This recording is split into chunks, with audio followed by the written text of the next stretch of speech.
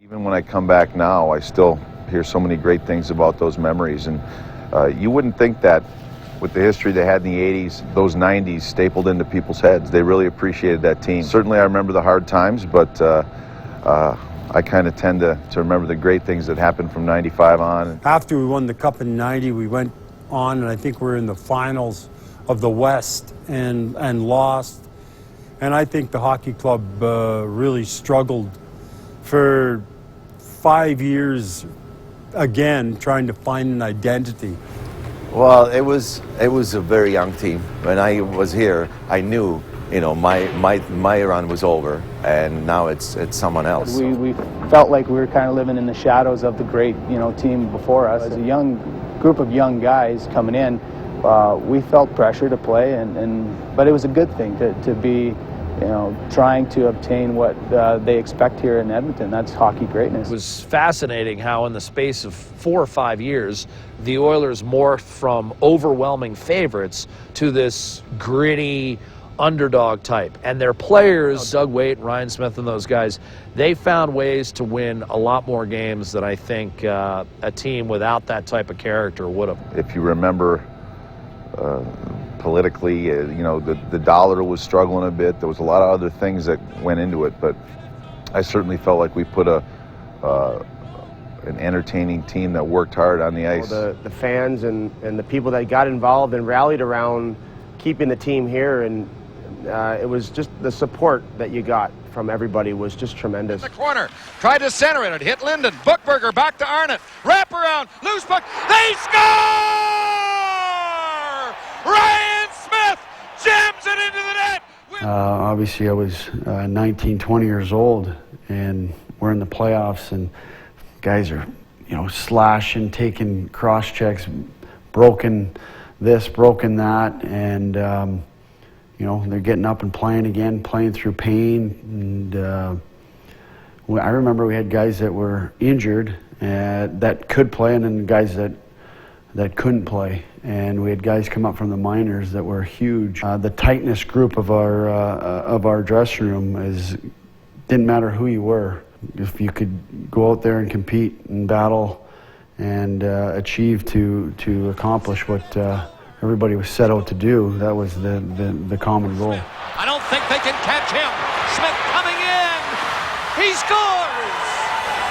Smith, the speedster. We went down to Dallas, and we had nothing to lose. We went and played, and I think we split down there, and we came back here, and I tell you, it was electrifying. It was awesome. The fans were really into it. They knew that this was Oiler hockey. Bad for Beek, and Luke Richardson getting at it again a little. Sador going after it. He fired it up in the wing, and he's buried by Mike Greer of the Oilers, and then Brent Marshall. Now Hatcher comes in. He's got a headlock on one of the Oilers, and Ryan Smith pushing with Hatcher now in behind the Oiler net. And Hatcher, a big, powerful guy. Now he throws Ryan Smith to the ice. You can just turn around and ask my back.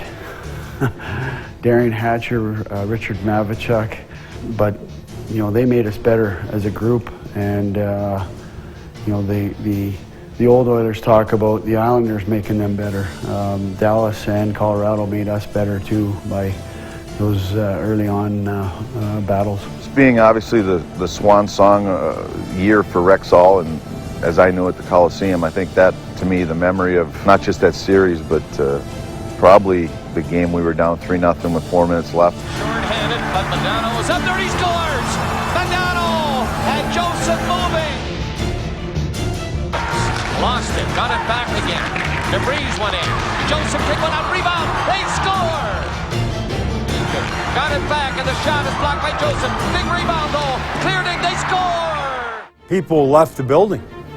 They were gone, and it was late in the third period. Rewriting my story. It was 3-0 at the time. I had the game already written. I said, this is not a very good game the Oilers are playing. When it was 3-0, everybody heading for the exits because they wanted to get a jump on getting out of the building. And then it was the most amazing thing I've seen at the Oilers. I will never forget that game, actually, because we were on our way down from the press boxes as injured players, and on the way down, it was like we scored 1 goal on the way down, and then halfway down a little bit further, we scored again. The sad thing was that I wasn't a part of it. Ronnie Lowe hadn't had me on the power play all year, and all of a sudden he chucked me out in the playoff game, and I smoked my head into the penalty box, dumping a puck in all by myself, and which was hard, being the person I am, but it was an incredible thing to be a part of. Arrived back from Dallas, I ended up sitting up in the catwalk by myself, and just an incredible game. We had a team that maybe we were naive, we were young, we just never quit. I remember, I believe one of the first goals we scored was down here at this face-off dot. The first one, I think it might have been me, off a face-off.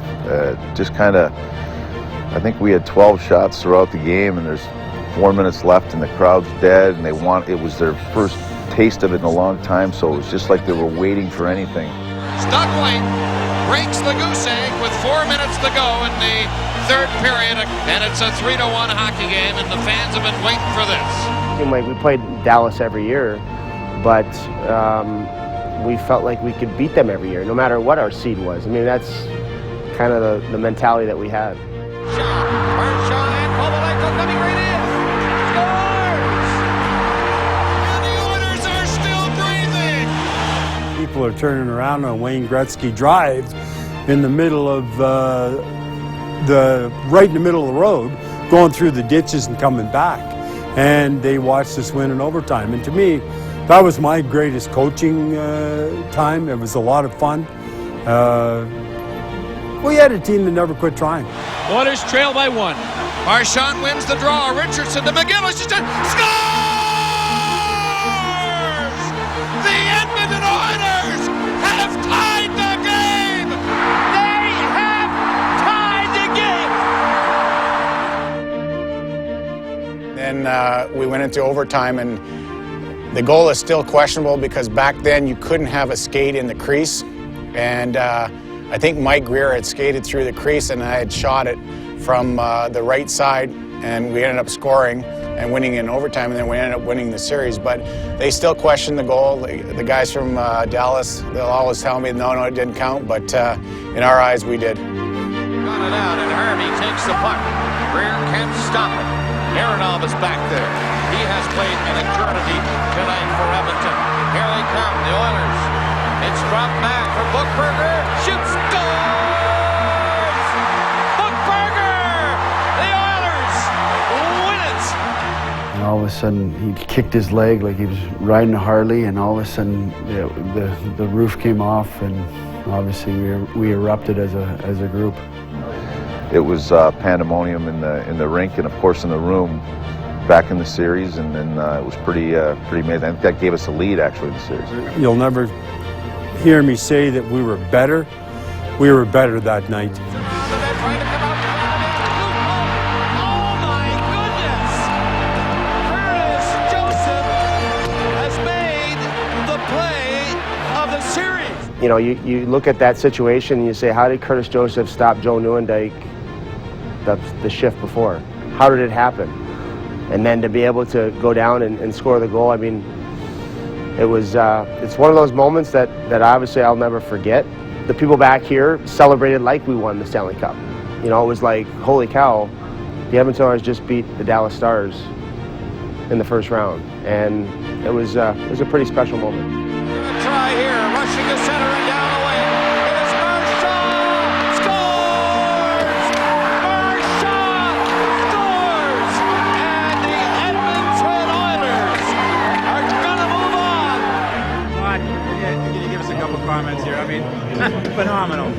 Unbelievable game. You know, all the guys battled hard, and Dougie made a great pass. All I had to do was put it in the net, so we're on to the second series.